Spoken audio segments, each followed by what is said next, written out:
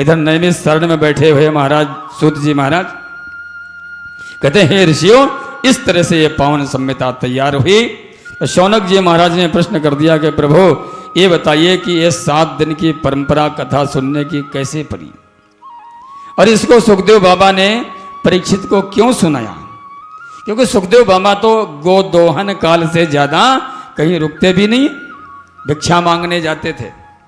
5 घरों में भिक्षा मांगते थे, और जितनी देर में एक गौ माता का दूध निकाला जाता है उतनी देर वो खड़े होते थे,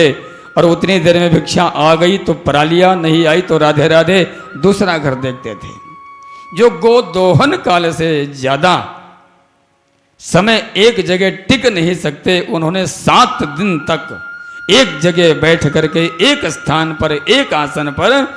परीक्षित को कथा क्यों सुनाई, कब सुनाई, कैसे सुनाई, किस लिए सुनाया, महाराज मैं मिलना चाहता हूं। सूत जी कहते हैं कि ऋषियों, जब महाभारत काल का युद्ध हुआ और युद्ध लगभग संपन्न हो गया था,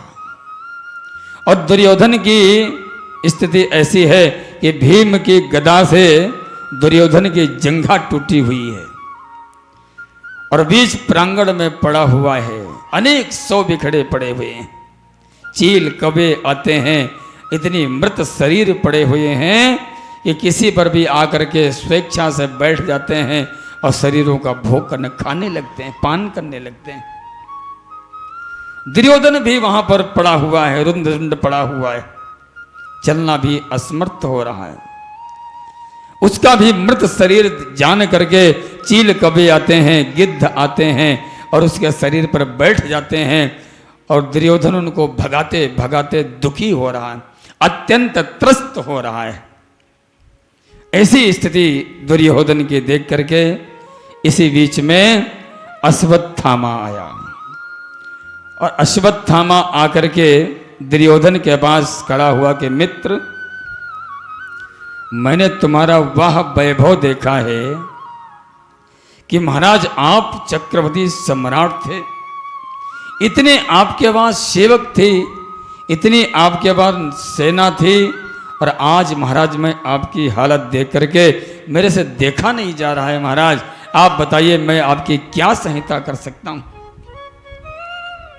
अगर आप मेरे से कोई सहायता प्राप्त करना चाहते हैं तो आप निसंकोच मुझे आदेश करें, मैं आपकी क्या सेवा करूं?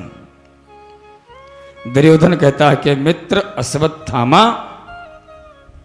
अरे इससे बड़ी कौन सी पीड़ा हो सकती है कि हम 100 भाई थे, दुर्योधन 100 भाई थे, और 100 भाइयों में से आज एक भी भाई हमारा जीवित नहीं है, और उससे बड़ा दुख ये है, विपदा ये, मेरे मन में चिंता ये है कि हमारे शत्रु मात्र 5 भाई थे, उन 5 भाइयों में से एक नहीं मरा है, इसलिए मुझे ज्यादा चिंता है। यदि उनमें से एक भाई का भी सिर हमारे सामने मिल जाए देखने को तो मुझे थोड़ा सा शांति मिल जाएगी। अश्वत्थामा ने कहा, अच्छा महाराज, यदि आप यही चाहते हैं तो आप एक का सिर मांग रहे हैं, महाराज मैं आपके अभी जाता हूं और 5 पांडवों के ही सिर लेकर के आता हूं।